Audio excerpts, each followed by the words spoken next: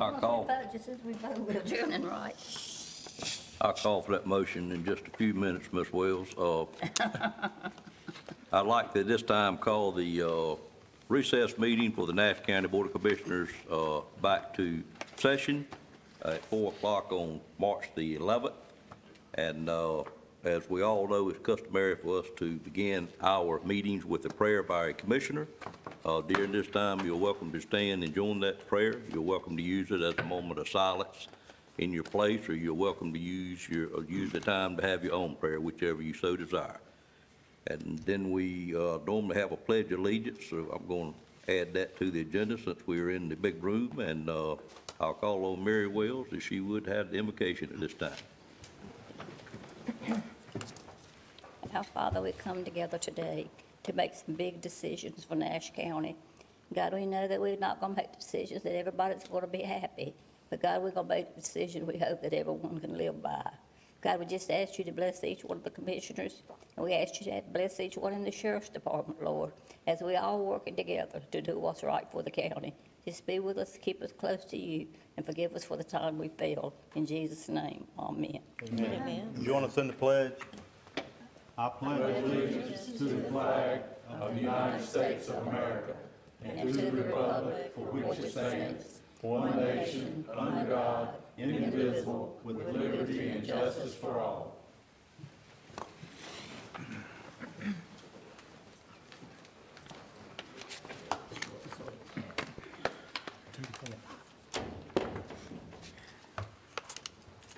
I appreciate the members of the news media being here today and staff. Primary purpose, or probably the only purpose of today's meeting, is to review the report that we got last week from the Mosley company. The commissioners were given it last Thursday, I believe it was, and I met with the sheriff on Thursday evening late and went through it, and therefore he had a copy at that same time. Friday morning, we did a press release and provided it for all members of the press, a very long list of people. I'm not sure how many of them requested a bound copy, but we did have some, and of course, I think most of you probably got it like you normally do through the electronic way. But I'm not going to spend a tremendous amount of time on it today. I'm sure the commissioners have gone through it. I do want to make highlights on it, and then I want to give the opportunity, since I had more involvement in this process for about the last 6, 7, 8 months than the majority of the board. I'd be glad to try to answer any questions about the report itself if you'd like for me to. And at that time, I would go through some financial data that's in the report, make sure we all understand what the cost factors are. And then if we have any questions about that, I'd be glad to try to answer them with the help of our manager and possibly finance director. I do see Mr. Boone in the audit, so if I get bogged down, I may ask him to tune in on something said in this report, because he and I have been involved in it for the most part. But stating that, if we could go to slide 1, which is the executive summary, and that's not going to be real clear up on the screen, I see, but you do have it for the board in front of you, and I hope the press has got a copy with them. But the executive summary, I'm going to go over some of it, but certainly not all of it. As you recall, just not in the summary, but we started this process almost a year ago. Up to that time, we didn't hear a lot about our detention center, didn't realize we had a lot of problems that kind of showed up pretty quickly, quite frankly. And as we all know, we keep track of capital improvements in a long-range capital improvement plan. We've had that for many years. We started it probably as much as 15 years ago, and that's how this board is able to track, and the staff is able to track what future costs will be for capital improvements in Nash County, so we can budget for it, so we can know what's coming up, so we'll know what's in each budget cycle as we move into that budget cycle.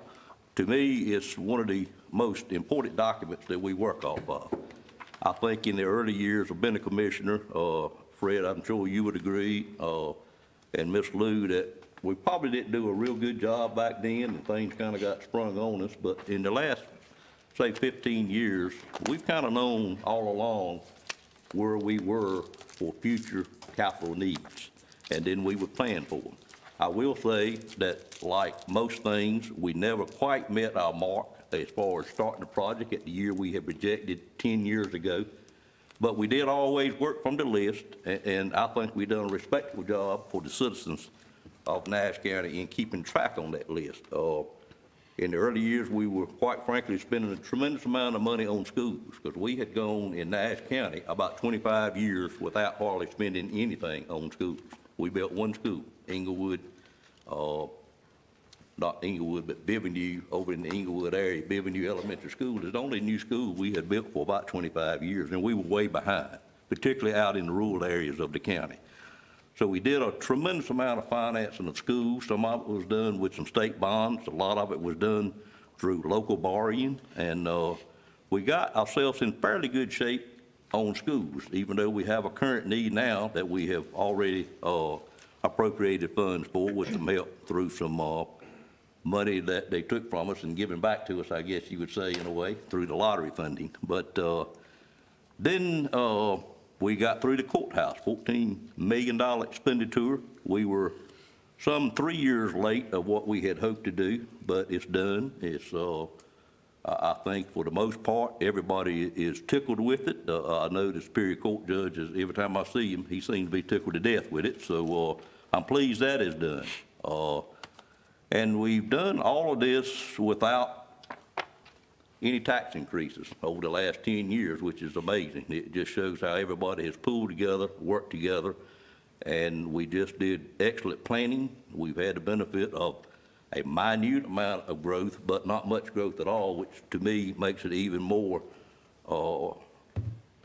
a further in the staff's cap to be able to do it that way. So, and then last year, we had this situation with our detention center show up, something we didn't have on the capital improvements plan. Not a lot of said about it, not a lot of knowledge to the board about it needed to be put on there, but it seemed to have gotten pretty bad real quick, and I'm not here today, nor is this board here today, to try to figure out what happened there. What we're trying to do is figure out what the solution is and what we would do moving forward.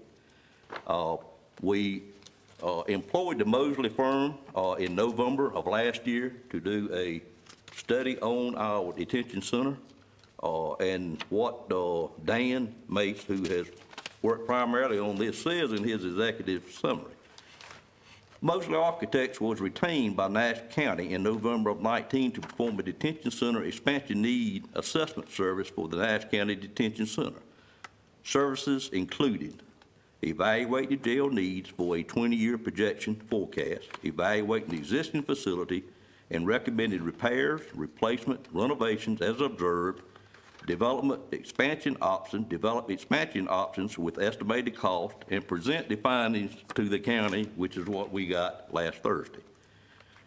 The existing detention center is functionally overcrowded, is what the report says. And the sheriff states he cannot properly classify inmates for required separation for safety and security of the facility. I think that's the one thing that we've learned through this process, is how big of a problem that was. The county wants a vision that would address facility needs for the future in the most efficient, functional arrangement to provide citizens of the county with the highest level of service. The objective of this study is a comprehensive vision of facility development alternatives for the probable cost of each alternative and objective information on each alternative so the county can choose the best course of action for the comprehensive vision, and of course one that would fit within the budget that we have to work with. Specific work tasks that this board and the staff gave the Mosley Company is detention space needs analysis. What would our needs be for the next 20 years as it relates to the number of inmates we may have? Conceptual drawings and cost estimates that would be a way in which we could achieve what our needs would be. And then, of course, a final report. And these three main items are within the report that we've got. Moving to page 2 or slide 2, Introduction. The Nash County Jail was designed and constructed in 1979 with expansions in 93 and 99. The jail is rated at 296 beds, which includes the three-person holding cell, which provides for a total housing bed count of 293, according to North Carolina Jail Detention Branch of North Carolina Department of Health and Human Services. The 1970 portion consisted of one medical bed. The next unit that is identified in the 1970 portion of the juvenile is the juvenile area, which contained 3 single cells and 2 4-bed units for a total of 11 beds. The east side, which are the open bar type housing units, consist of 5 units with 4 beds in each unit for a total of 20 beds. The west side is identical to the east side. And then the north side is open bar type housing, consisted of 13 single lockdown cells and 1 4-bed unit for a total of 17 beds. The north side is the last open bar housing unit in the 1977 portion that consists of 13 single lockdown cells and 1 4-bed housing for a total of 17 beds. This gives a total number of beds of 85 in the 1977 section. And the addition in 99, which of course was approved by the state, in 1991, and in 1993, that was consisted of 2 minimum custody dorms identified as dorms 4 and 5. So they were the next ones built, or the first ones built in the new phases of the jail, which were originally designed to accommodate 26 beds each, but were currently have currently been renovated and will house 18 beds in each minimum custody dorm for a total of 36 in the 1991 edition. A third edition was added in 1997.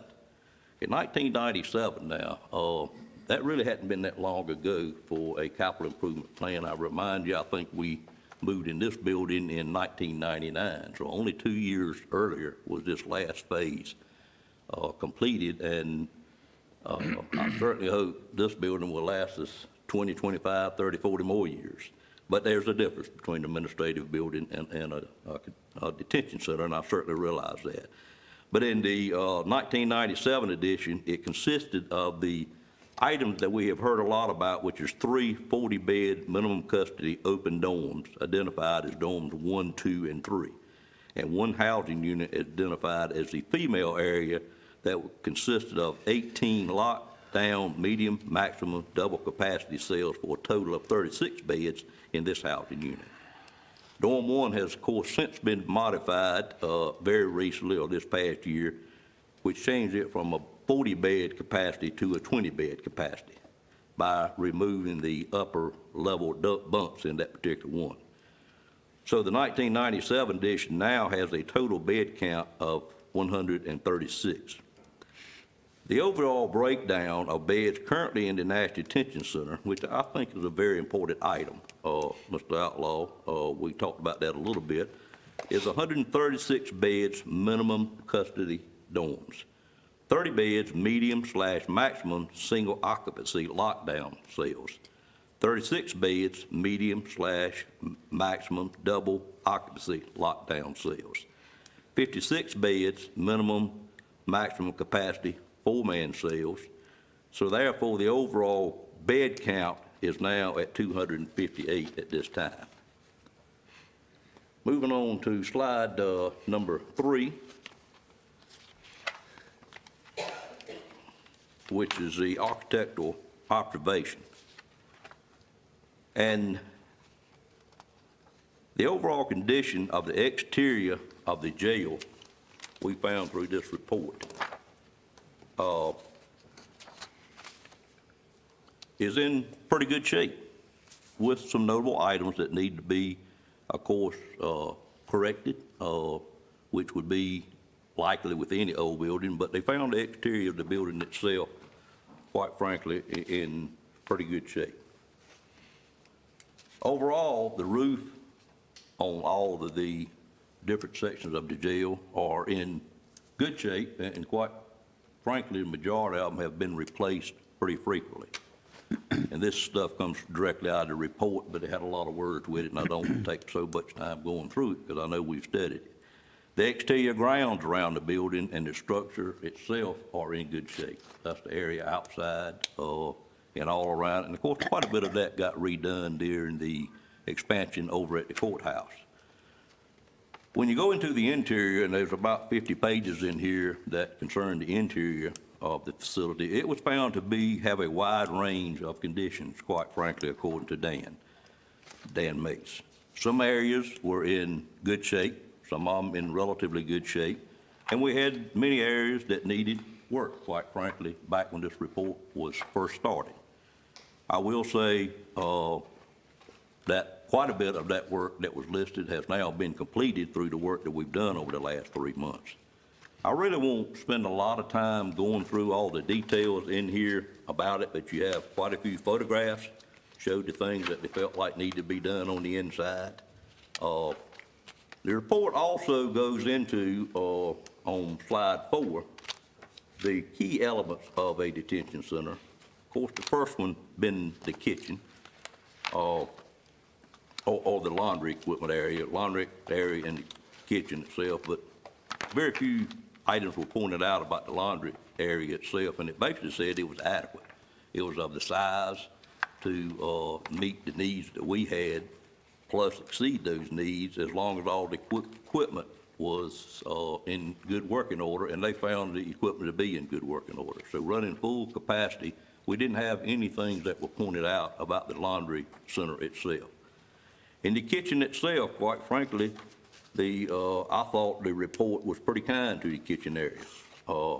They first looked at dry storage, and they calculated, and I learned a lot studying this, but in a detention center, it takes 1.5 square feet per inmate for dry storage in the kitchen area.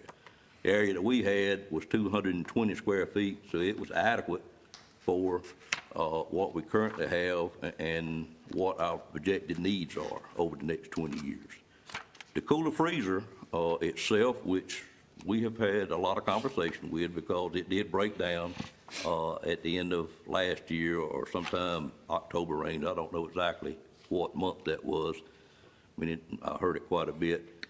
But we, of course, wanted to wait on that particular item before we fixed that or replaced it or whatever we have decided to do, or what we did decide to do, to make sure it was of adequate size. The report says, indeed, it was of adequate size, 320 square feet, for the 400 projected inmates that we may have in the future. There was one issue in the fact that we had a little bit or small percentage of cooler space and a larger percentage of freezer space, and they indicated that if indeed we replace it, we probably should correct that. As it was to begin with, we had 30% cooler, 70% freezer. They suggested we go to 45% cooler and 55% freezer. So that's why we really wanted to, and why Mr. Boone advised us to wait till we got something back on that before we move forward with it. So we now know that the footprint that it sits in is adequate. We need to change the direction of it to be able to correct this deficiency between the, for the cooler space and increase the cooler space and increase the freezer space itself. But it will fit back in the same area, and of course, as you recall, that's one item we wanted to move forward with as quick as we could. In the food prep area, the report states the prep tables and the sinks are in very good condition. All prep equipment, which is mixers, slicers, and things of that nature, are in good condition and sized properly, and the report says that no changes are needed in that area. There was some work to be done in the kitchen. I don't want to indicate that we didn't have work to do in there. We had some flow issues that we have been working on and a few other things. We need to do some work on the ceiling. But basically the size of the equipment, the kitchen, and the size, the amount of equipment we had pretty well fit what we needed. As the engineers came in and went through the electrical system, the heating and cooling system, and the plumbing systems, they were pretty complimentary, quite frankly, of the electrical system. It needed some things done, of course, but for the age of the building, the report states they found it in overall good condition. Same thing with the heating and cooling system. Of course, we had spent quite a bit of money on heating and cooling over the last number of years, and when something would break, we would certainly fix it. So overall report spoke pretty favorably, gave us a long list of things we need to do in both of those departments, electrical and heating and air, which we have been checking off and going through. The plumbing system itself, the report said, had some areas that needed a lot of work if they were going to continue to be used, and in many areas the plumbing was in good shape, and in some areas it needs quite a bit of work. So that's been probably the key element of the existing facility that needed the most work. Now, we do know that we had begun 3 years ago replacing some of the plumbing. We had replaced what was in the east and west linear sections, and we had already done quite a bit of work in the dorms and so forth, and we continue doing that work and have recently finished up 4 and 5 dorms as well and replaced the majority of the plumbing there.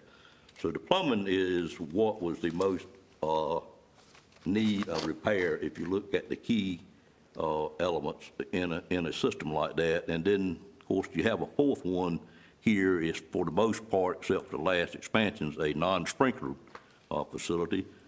And the fire alarm system is very important. We had quite a bit of things there, minor things I would note, that we needed to do work on, but we have now completed almost all of that work. I think we have 2 small parts that may have come in since I've had a tour over there, but for the most part, the fire alarm system is up and doing exactly what it should be doing.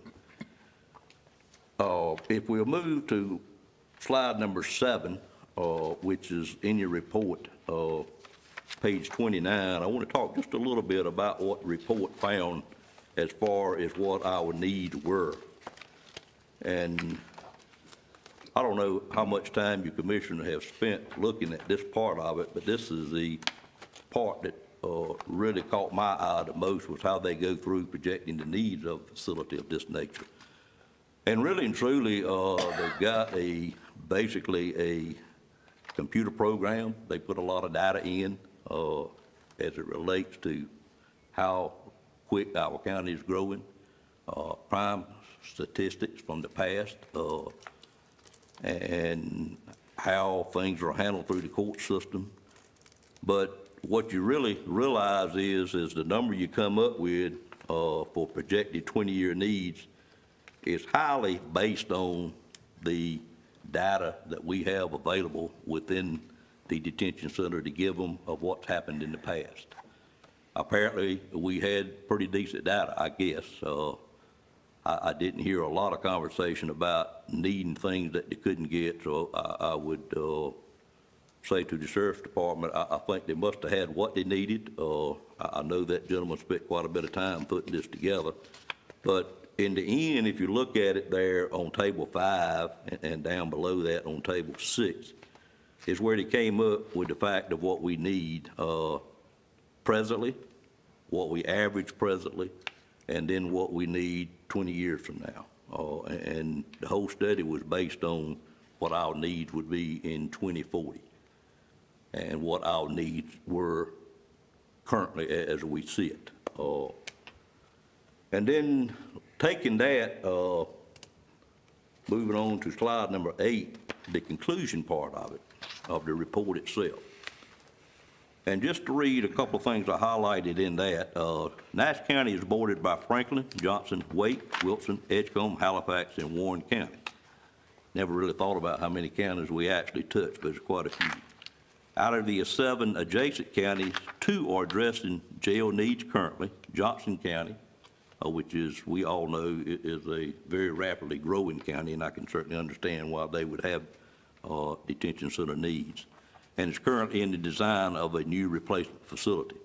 And of course, just to the north of us, we found out during this process that Halifax is also in the process of expanding their current facility. They have a pretty dire need for additional bed space, much more so than what we have. And they quite frankly have the opposite problem that we have. They have too many containment cells and not enough dorm space. It'd be nice if we could merge the two buildings together somewhere in the middle, and I think we'd all get what we needed, but that's not the way jail or detention center construction works. We did let the commissioners know that we had, Mr. Lamb and myself had been up and met with Halifax a few times. They actually let a proposal, probably the second time they had let a proposal or put bids out to collect pricing for the new jail that they needed, and it came in extremely high the first time, which is about 5-6 years ago, and then about, Mr. Lamb, 3 months ago, 2 months ago, they received their second set of bids on a redesigned facility, and it still exceeded our budget by about 40%, so they chose not to move forward with that, and what they're doing is paying adjoining counties every month with no long-term solution to keep part of their inmates on an ongoing basis.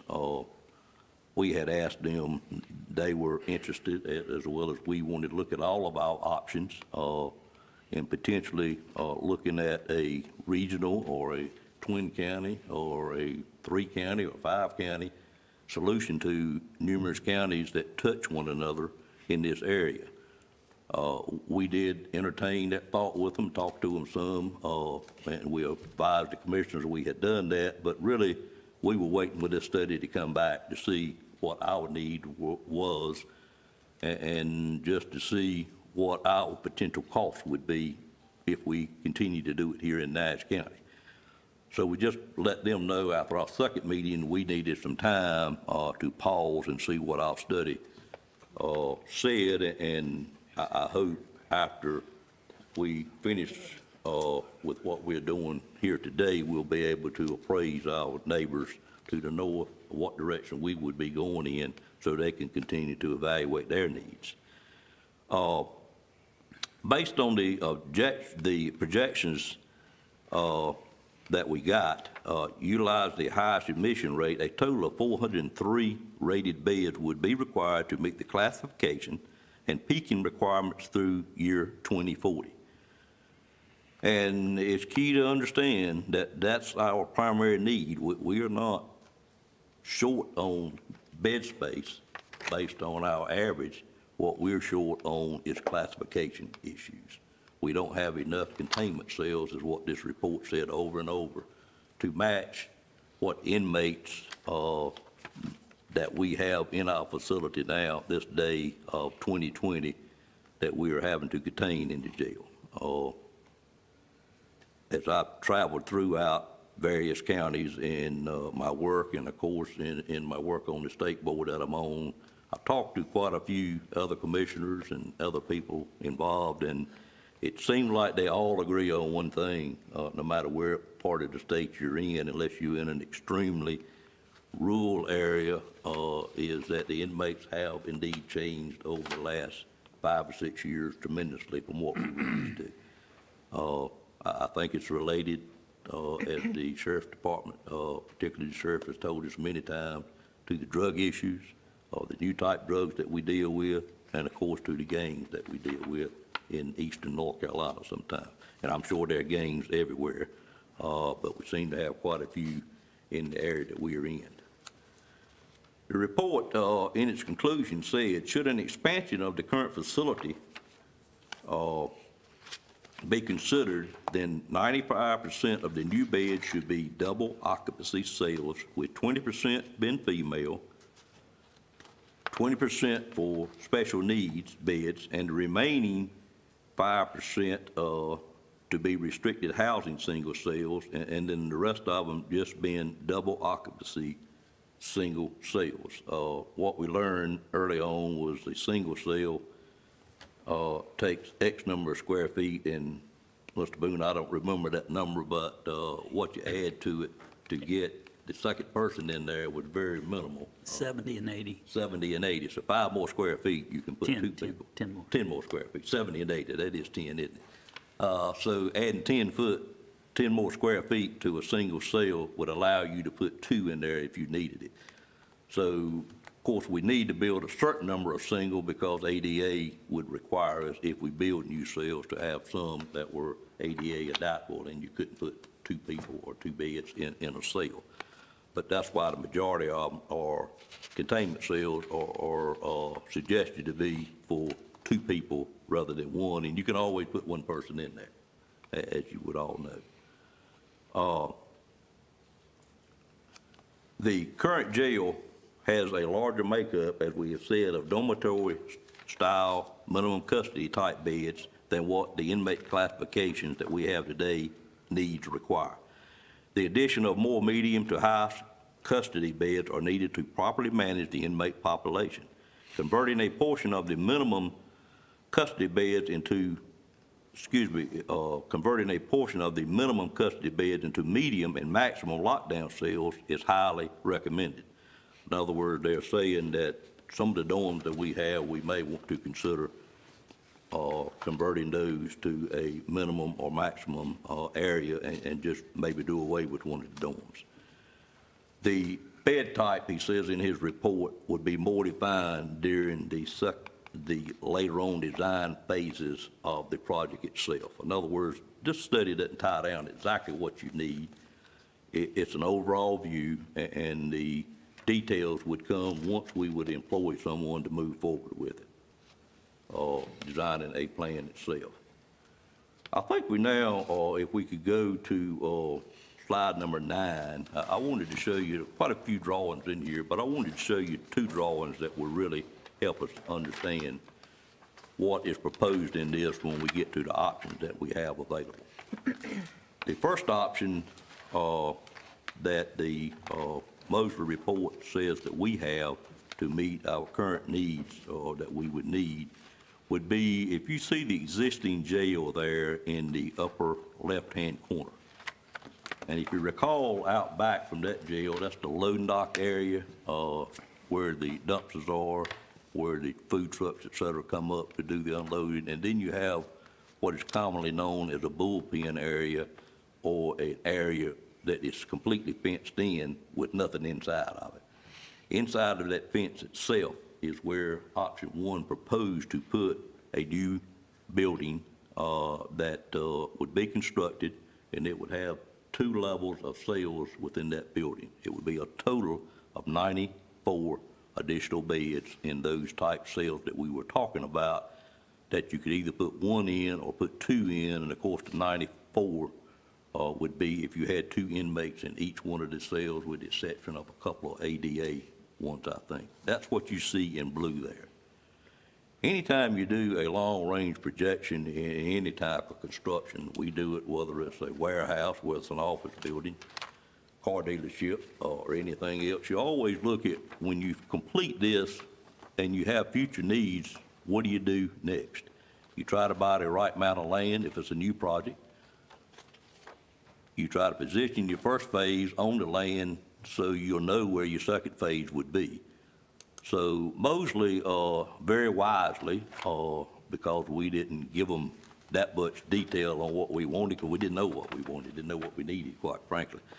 But they stated that if you do option 1 in 20 more years, what would you do then?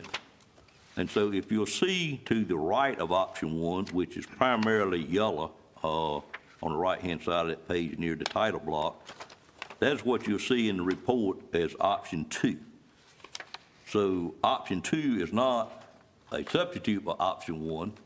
It is an additional phase in 20 plus or more years. And so when we talk about option 2, that's what that is. You would do 1 first, and then just to be sure you had an idea of what you would do next, they gave us option 2. Option 2 included additional cells, but at that time, we exceeded numerous other things about our jail, because this gets up to well over 500 beds. I don't recall the count. I'll see it again in just a minute, 555 beds maybe. But you would exceed the needs in numerous other areas, and it would be probably the kitchen area, the laundry area, of course, the intake area, of course, and medical area, and many other things. So we got phase 1, and then we got an idea of what we would do or someone would do. It's a 20-year projection, so I told Sue earlier, I think when I talked to her, she may be the only one worried about option 2. I don't think the rest of us more than likely will 20 years from now. Except for Mr. Belfield. Mr. Belfield may, he seems to be in excellent shape, so we'll see what it looks like in 20 years. So that's what option 2 was.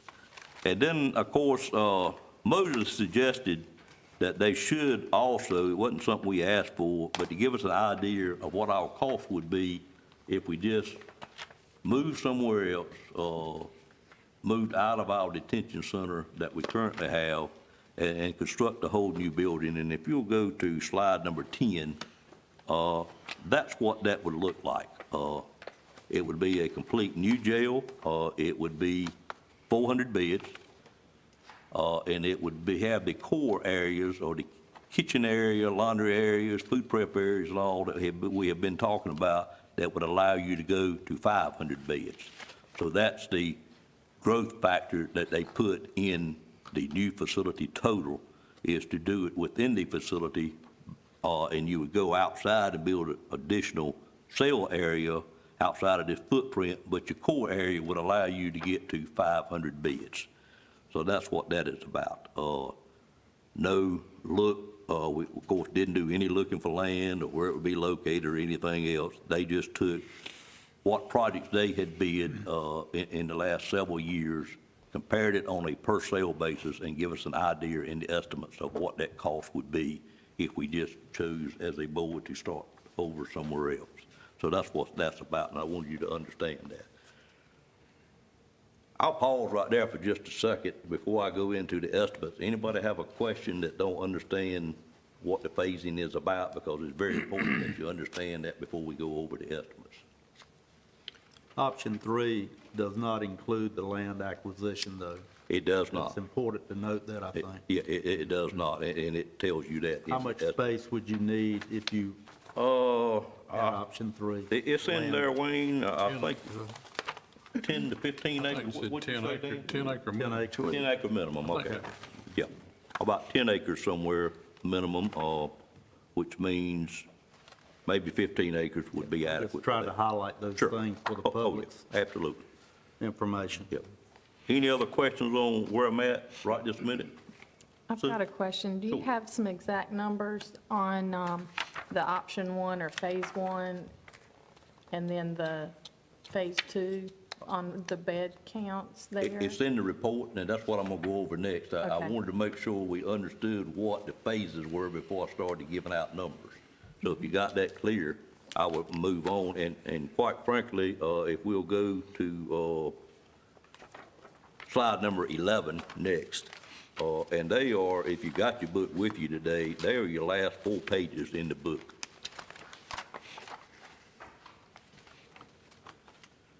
On the first page there, and I'm not sure how many of you got it, but you got it on your screen here. We can see it pretty good up here. But that is the projected cost to do the work in the existing facility that we have. And of course, Does that include what we've already done? It does not include what we've already done. It may be some overlap there, some. In fact, I think it is some overlap. Well, I thought so. Yeah, looking at it, it's some overlap, and quite frankly, I would tell you, and I think Mr. Boone would agree with this, but I've looked at this estimate pretty thoroughly on this, and it's a very generous estimate. I don't think it would take this amount of money to do what he's got described here, the way we do work in Nash County. But any architect, and he should, is gonna make sure, not knowing what the time span would be to do work, he tries to protect himself and protect his client by giving us numbers that he knows the work will fall within, even if we are 2 years, 3 years down the road doing this kind of work. But Mr. Boone, looking at this, and I know you hadn't had it any longer than we have, wouldn't you say maybe 20%, 25% of this work has been completed possibly? Well, the only exception I would take to that, there's specific references to juvenile and east west. Right. We haven't done any work there. Correct, we hadn't done anything there, that's Right, correct. there wouldn't be any overlap. Right. And it's not clear to me that the generic recommendations to the mechanical, Right. it's not clear to me what he's recommended. But we have not done any work to the HVAC. Right. We're primarily focused on plumbing. Exactly. So you got a total there, and you got a rather large contingency, in that, and of course, when we employ architects, they always cost quite a bit of money, but in a project like this, we must have them. So that estimate, and I think we should stick with the estimates we got here, just to make sure that we are covered and wouldn't have surprises down the road. But it's about $2.26 million that we would do in the existing facility that we have. And that would include taking dorm 1 and converting it from an open dorm to putting in containment cells, and it would actually increase the amount of people we could put in dorm 1 from 20 to 27. We currently, that's the one that the beds were cut off, and we only got one level. Mosley has determined that we could put 27 inmates in there in dual or double cells, or what we call containment cells that were 80 square feet, so you could put 2 people in there if you needed to. But it would, my hope is that we could do that real quick if we take this alternate. I could never get him to say that, but you would think you could go in and put those modular containment cells in a lot quicker than you can build a building. And that would at least give you 27 more that you would have, hopefully in a much shorter time than what he projected the new building would be, which was a 2-year period. Any other questions on that one? This first phase that's addressed in this part, this addresses what we would be keeping out of our current facility. Would it address the security issues that our officers have been encountering, like covering up or some type of screen or material over open bars? It would, yes. That was included in this. And of course, it's only a portion of it that we would be doing that to. You'll see that it has been determined that north and south probably need to be done away with. That's the area that we haven't spent any money on whatsoever. We had money in this year's budget to redo the plumbing in north and south, but we decided early on, Mr. Booth did, not to move forward with that until we saw where we were going to end up at. And it's in by far the worst shape. Now, the juvenile, we see that we could gain back those 11 cells at a pretty reasonable cost. And when you look at the pricing that Mr. Boone has already got to do some of this versus what we got here, that's the reason I think these prices are right much more than what we would actually spend doing it. But of course, again, we don't have a well-defined list of what some of this stuff includes, because this is just a preliminary needs report without any design work done to it. And I guess people that do this every day can, on the very front end, decide how many cells they need, look at an area, and get reasonably close to what they project the cost would be in an early stage. But I think it's well covered. Mr. Belfield? But if, let's just say we go with option 1 and existing renovation, even though we may think this may be a little high here, wouldn't it be feasible to put it in the budget rather than having an overrun? I think we need to use this number in the budget, yes, sir.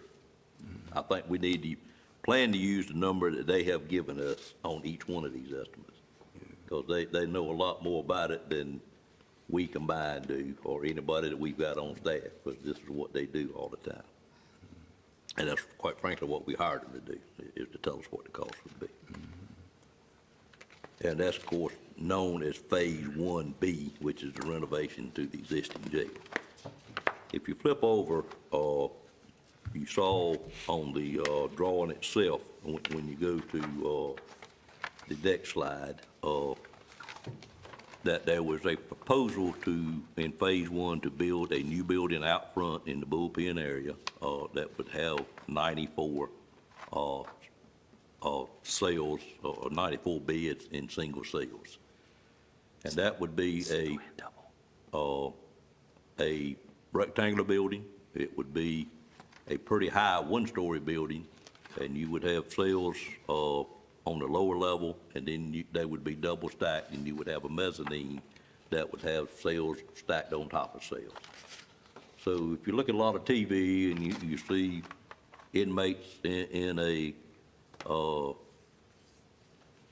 prison, whether it be state, whether it be federal, whether it be local, most of what you see is what I envision this would look like. You see them going into an area that has cells on top of cells in an open area, or a open space for what they call day space, for the inmates to come out that have proven they can come out and behave themselves, and the ones that can't, they just have to stay in the cells. Of course, they got a minimum amount of time that I think you have to let them out. I certainly don't know how to run a jail, and no more than I did about constructing the jail when we started this, but I still know very little about running one.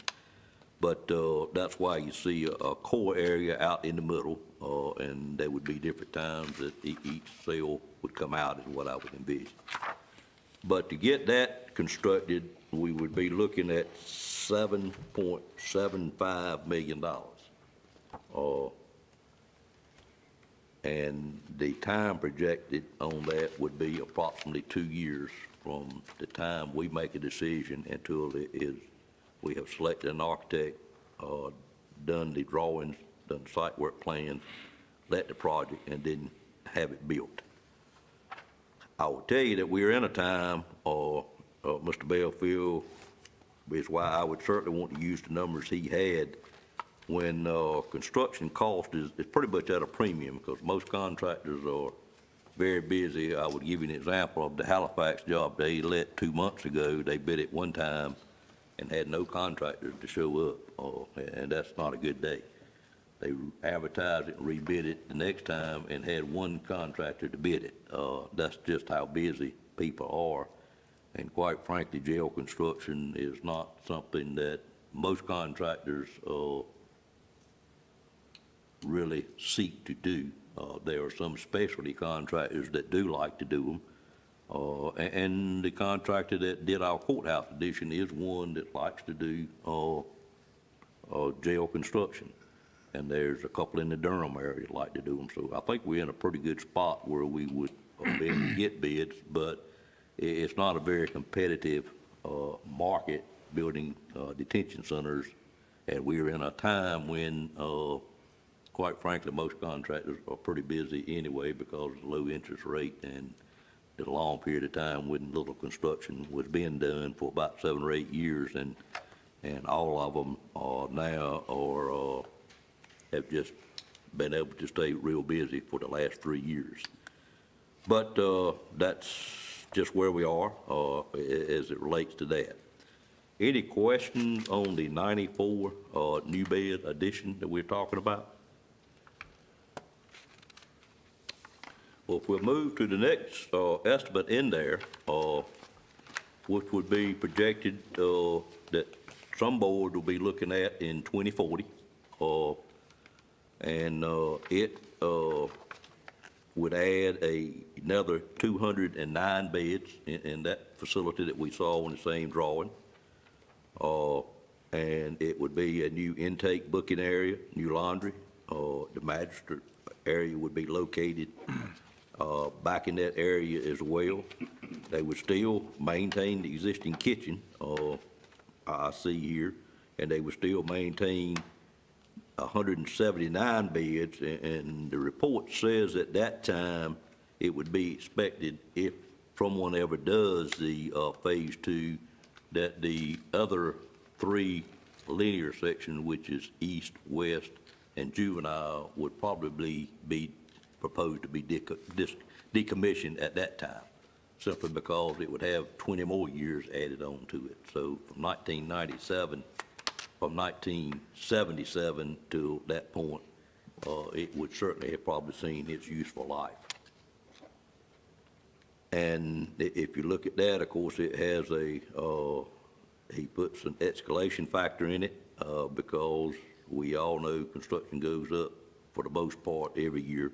And so that addition would be projected at $31 million.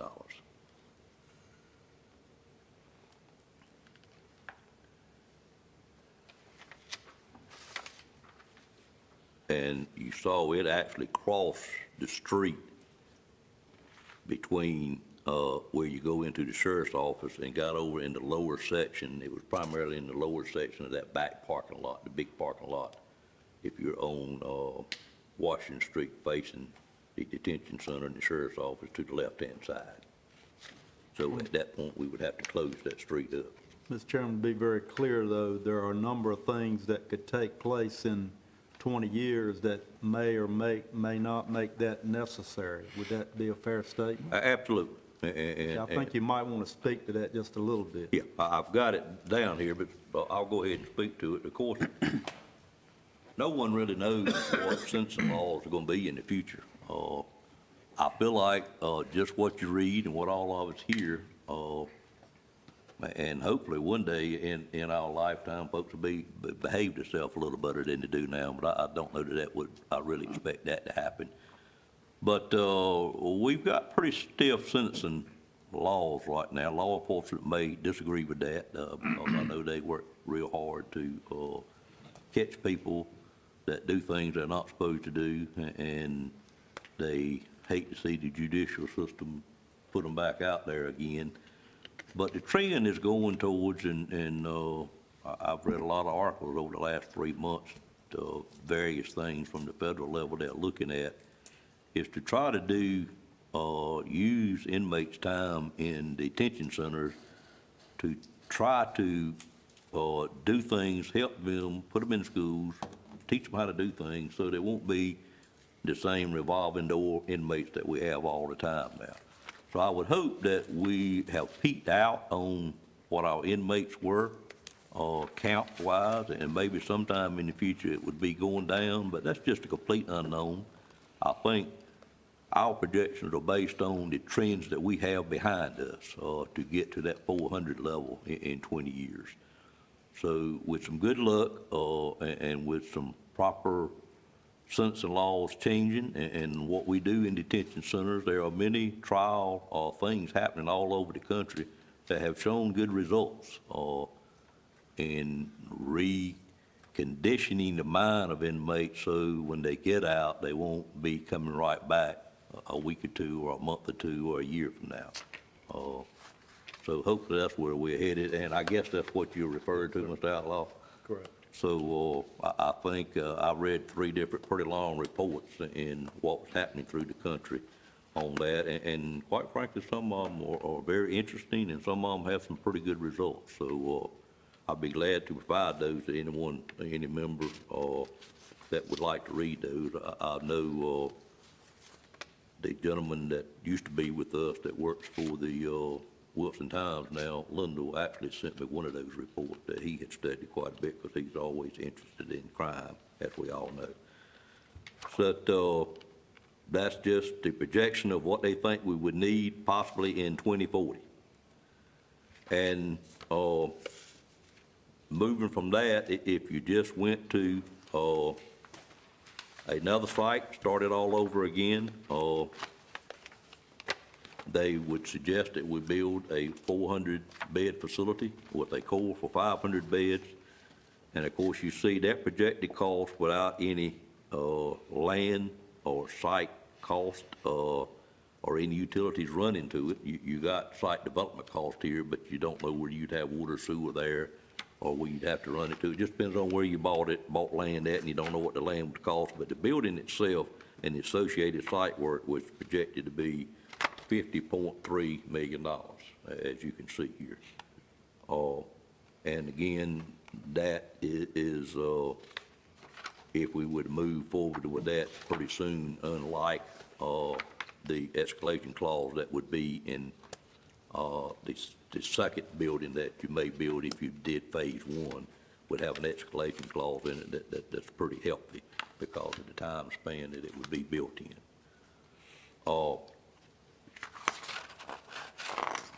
Again, I will stop and see if there's any questions about these estimates that any commissioner would have, and attempt to answer those with Mr. Boone's help if we need it.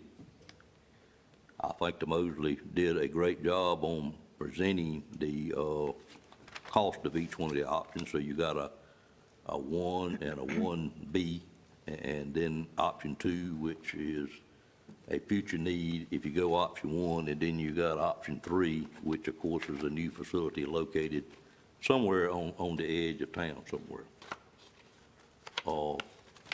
If we, whatever option we choose, of course, I would suggest that we immediately direct staff to do an RFQ to start the process of finding that architect. And once we move through that phase, I would say that immediately we form a committee that would have, like we did the courthouse, all stakeholders involved in it, people from the sheriff's department, possibly people from judicial, and certainly some people on our staff here, and 1, 2, 3 commissioners, whatever the board chose to do involved in that, in the whole planning.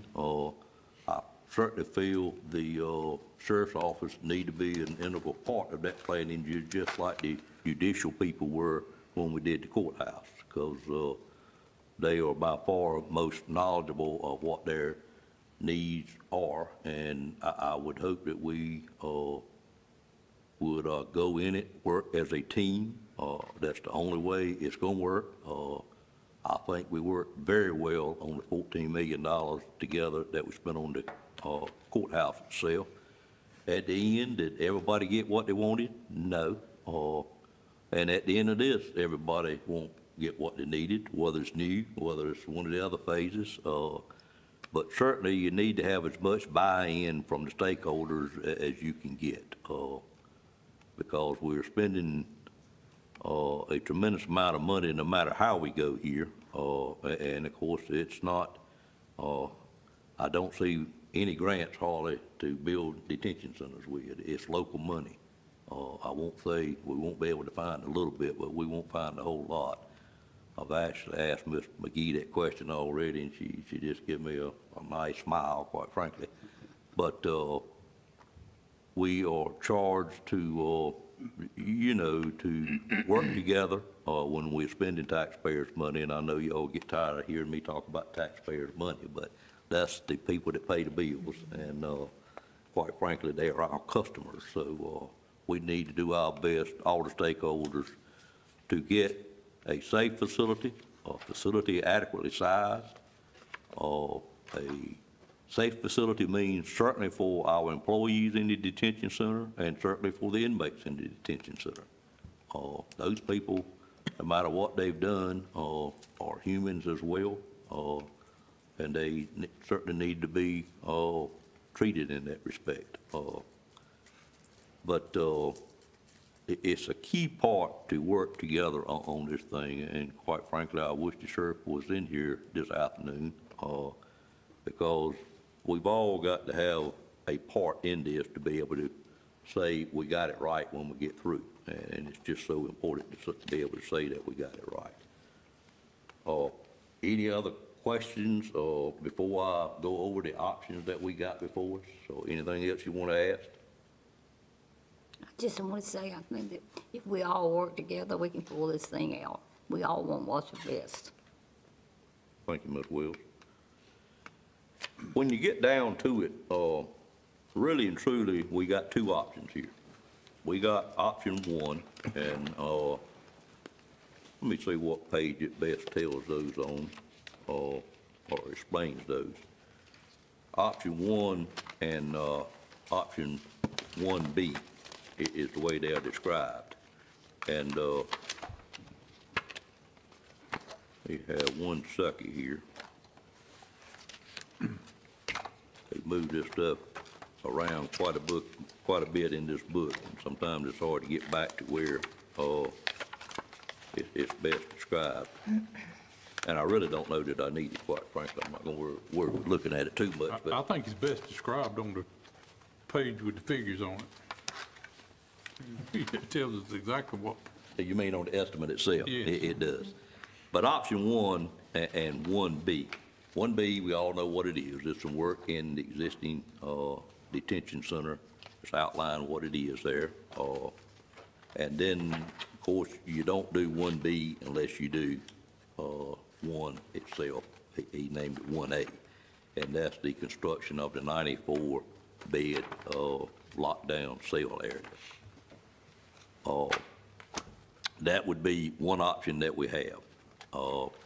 We have something called an option 2, but it doesn't, it's not a pick that we make today. That's a 20-year pick from now and a way to go if you do option 1. That's a total cost of $10 million, roughly, is what that is. And just to, and I'll ask Mr. Lamb to help me with this a little bit, but I want to remind the board that we have, last year, as we were finishing up our budget right there in June, we asked Mr. Lamb to put $500,000 in there that he didn't have in his budget. He certainly did that because the board asked him to do it. And of course, we have spent that $500,000 and then some. At our last meeting, you know, we appropriated another $500,000 that Mr. Boone already has places that he could spend that on. So that's $1 million we are pretty much put in that already. And in addition to that, to show you the need for moving forward today, if at all possible, I had the finance staff to look at what we had spent on outside detention so far.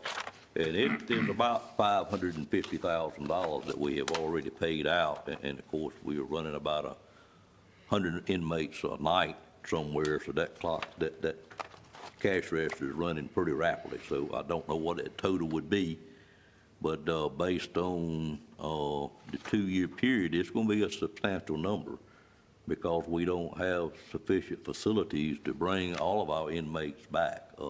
I'm hoping we can get it down in the 50 range, 40 range pretty soon, if the sheriff so sees a way to do that. It's not a decision this board makes, but it sure would help retain funds. But if you look at that $500,000-600,000, we're already about $1.5 to $1.6 million that we've spent in this opportunity. I don't like to use the word issue. I will say it's an opportunity for us to improve the detention center.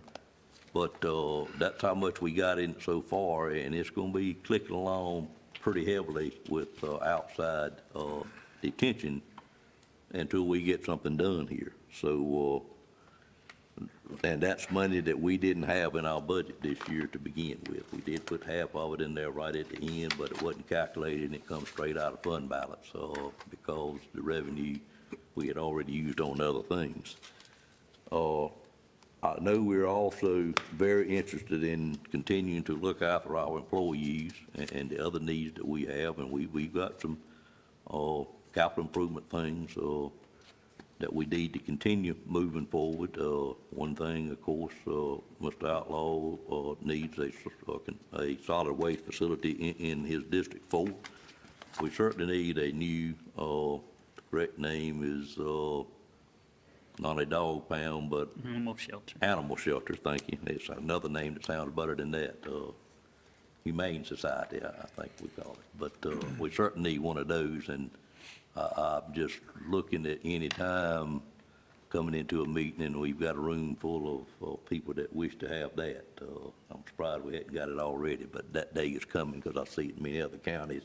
Wilson has been fighting about 2 years, quite frankly, the need for that. And I will tell you, they put theirs out to bid last Friday, so they're getting ready to build a new facility. And I got those drawings, so maybe we can piggyback off of those that we will be bidding over in Wilson County. But there are some other needs out there, so, and we want to continue looking after all of our employees if we could. So we got to be careful where we're at. Mr. Lamb was asked to talk to the financial advisor and just see where we were at with how much debt we could entertain, because we know we've already obligated ourselves once we get on the same accord to spend $10 million on a school. Really, or spending $15 million on a school, because $5 million of it, grant money, is really our money. So we got that obligation already that I hope moves forward. It's a dire need. It gets the last 3 schools, elementary schools, that need work, something terrible, taken care of. Again, that's going to be a project that we all are not going to get what we want. We're all going to get something. But again, it's pretty much out of this board's hands, and we provide the money. So that's a little bit different animal on that case. So with a $10 million that we've already obligated ourselves to, and phase 1 would be approximately $10 million, Mr. Lamb, have you got any idea of what that $20 million debt service, are we able with the cheap financing to do that without tax increases already, or does it require tax increases? And I may be asking you too soon, I'm not sure. We did meet today. It was previously scheduled with Davenport, I think Stacy and Donna and I, and we did plug in the new elementary school and $10 million in spending for the jail, assuming about a 1.5% growth in our budget and revenues. We would, this is just what they've come up with, but approximately a 2-cent tax increase in the next couple years. The alternative to that would be to appropriate more money from fund balance, or to cut spending, to limit expansion of the budget, such as new positions, salaries, and vehicles. So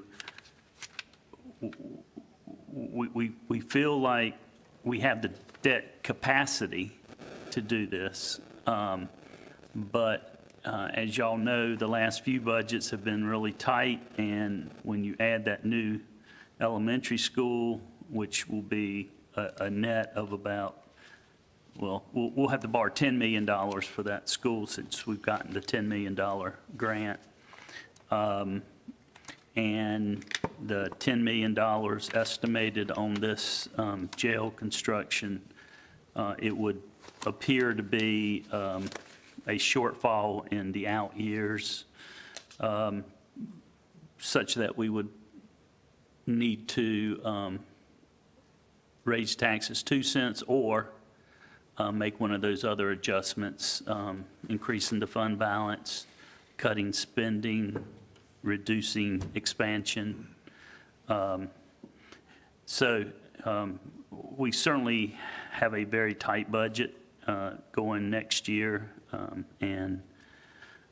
but we can, we can try to make it work, and that's what we'll do. And we'll do everything we can to avoid a tax increase, or avoid recommending a tax increase. Okay. Yeah. I appreciate you getting those numbers together. I didn't know you had already met with them. And I will say one thing, that the second $500,000 that y'all approved last meeting,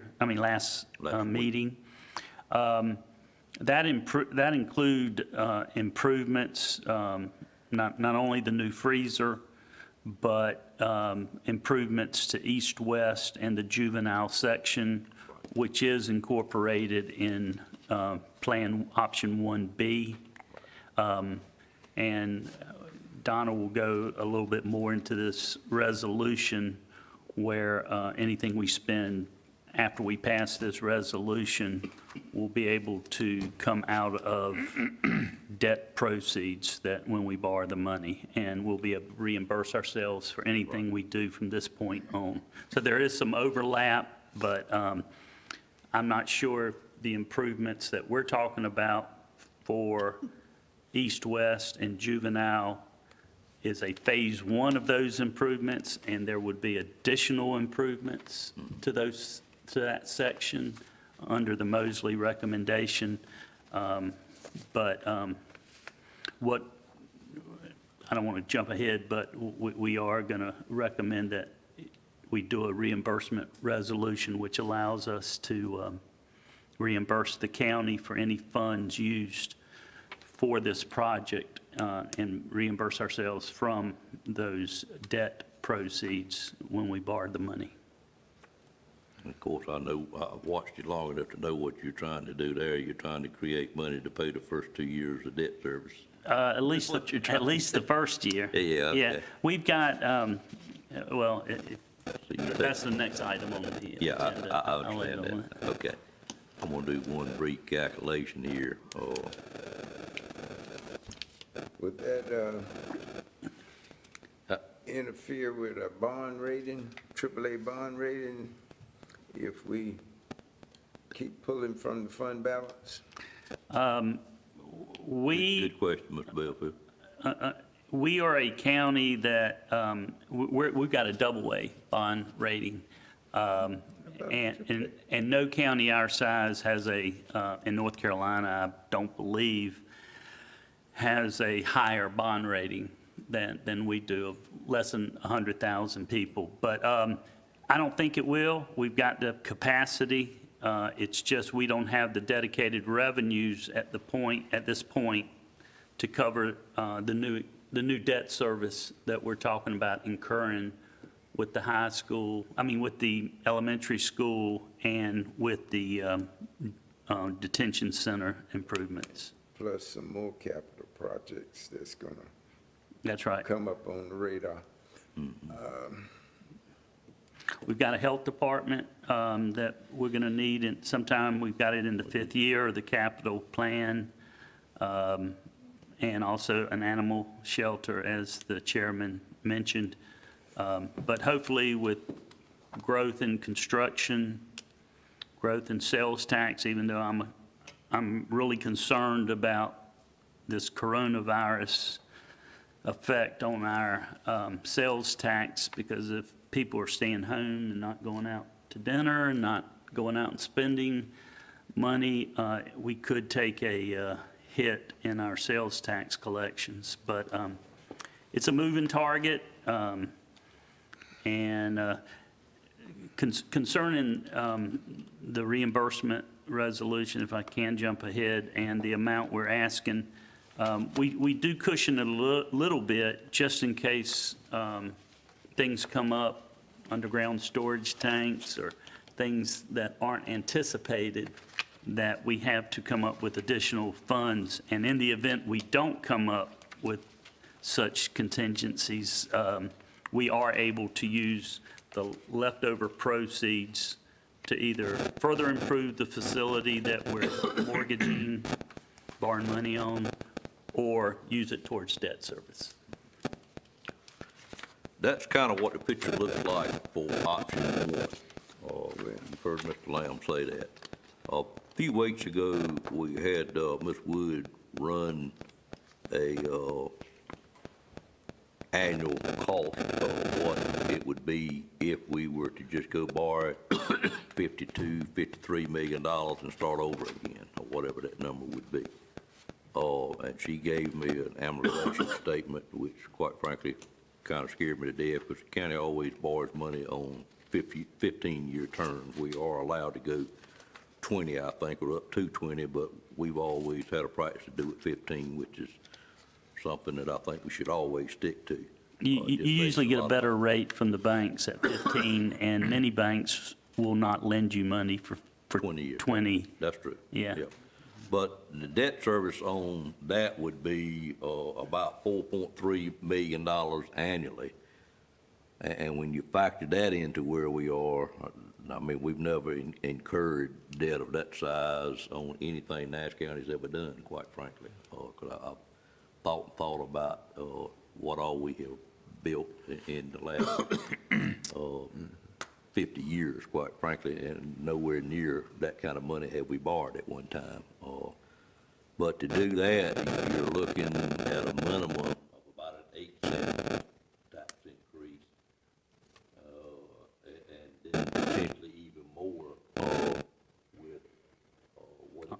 operation. to operate a facility of that size and nature. So you could easily get to a 10, 11, 12% tax increase if you were to move forward with that option. And then we hadn't even factored anything into that number to allow us to decommission everything that we've got here, because it's not, it would be tough to repurpose it for any other county need, I would think, but we hadn't got that far yet. So what I'm trying to make clear is we have two options. We have option to take option 1A, 1B, or we have an option to take, which is not something we asked for, but we have it before us. It is option number 3, which you can see what all the cost of. I kind of promised y'all we wouldn't be here much over an hour.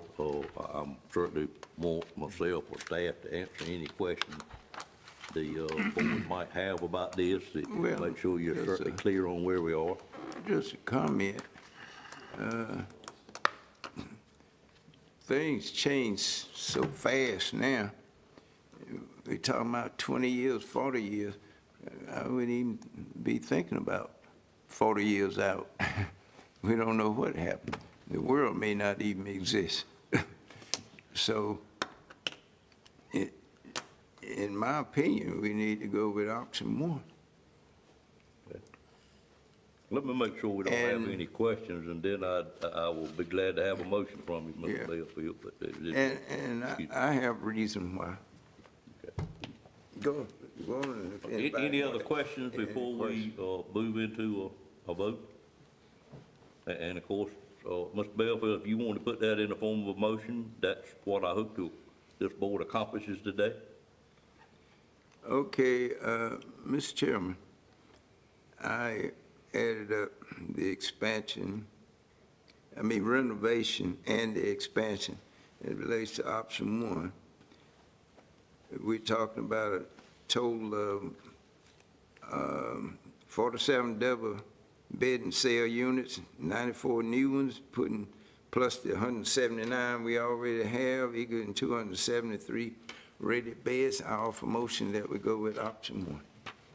Okay, I have a motion to go with option 1A and 1B. Or is there a second to that motion? Second. Second by Commissioner Combs.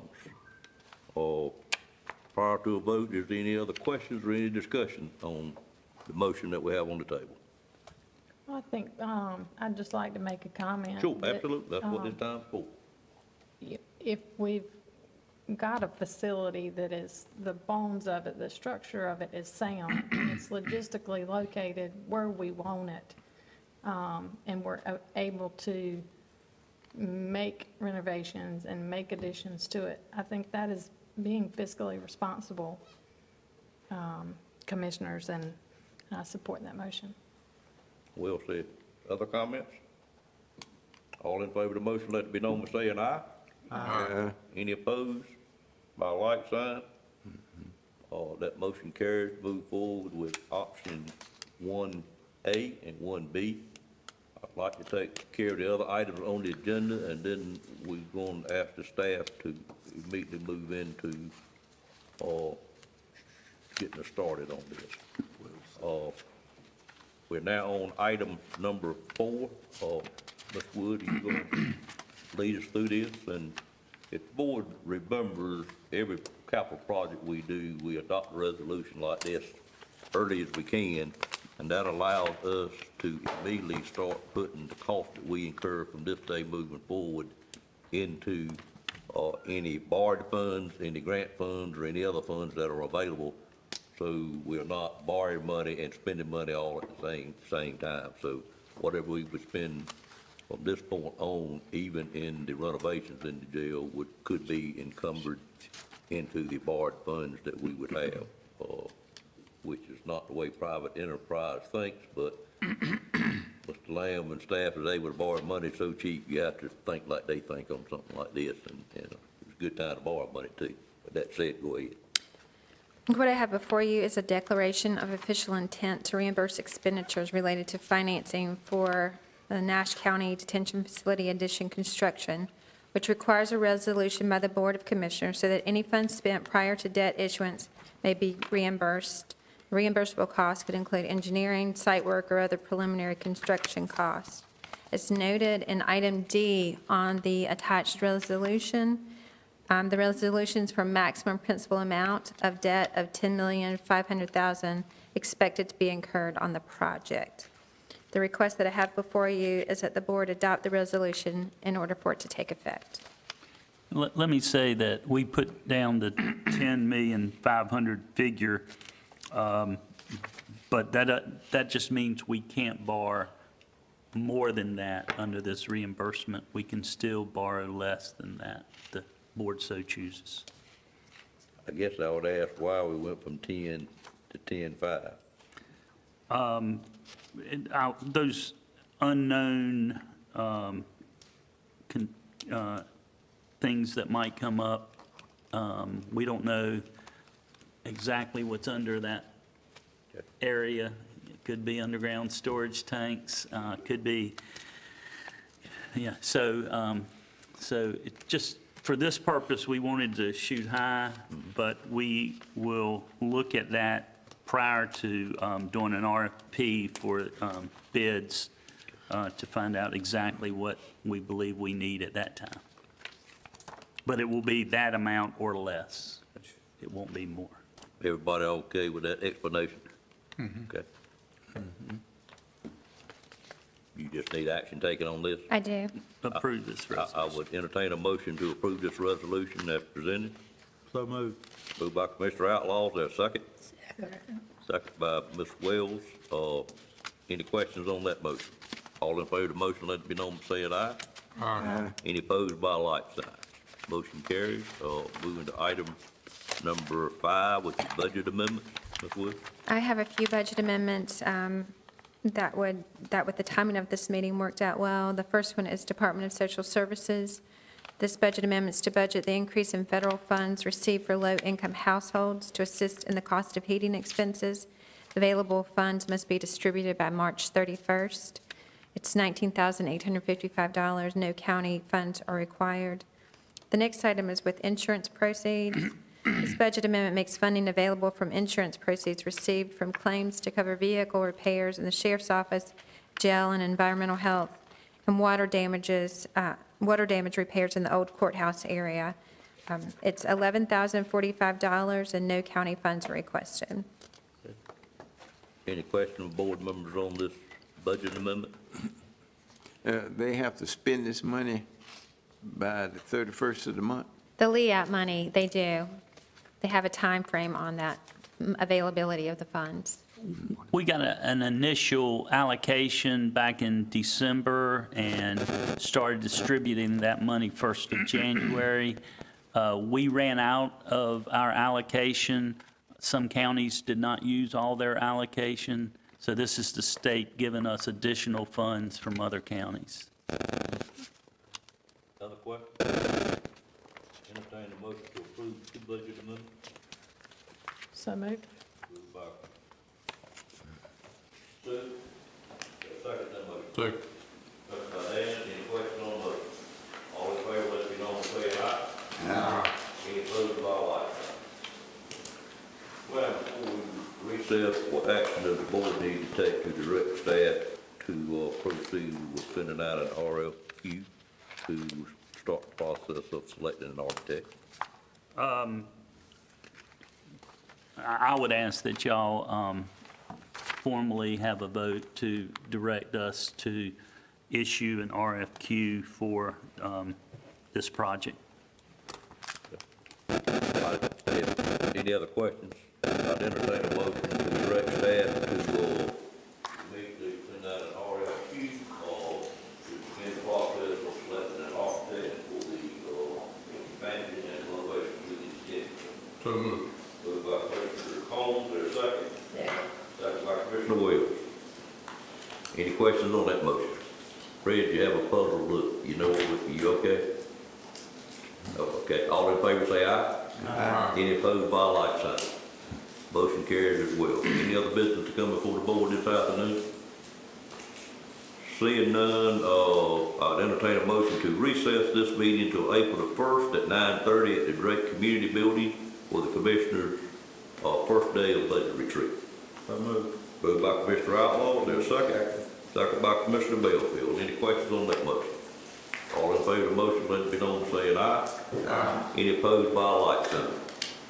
And Carried. if I may, the first order of business at the retreat will be a presentation from Davenport on our, on the debt Okay. situation. Good. And assuming 10 million for this project. I hadn't had one of those in about 3 years. I looked at it the other day. All right, we stand recessed. Thank you, everybody.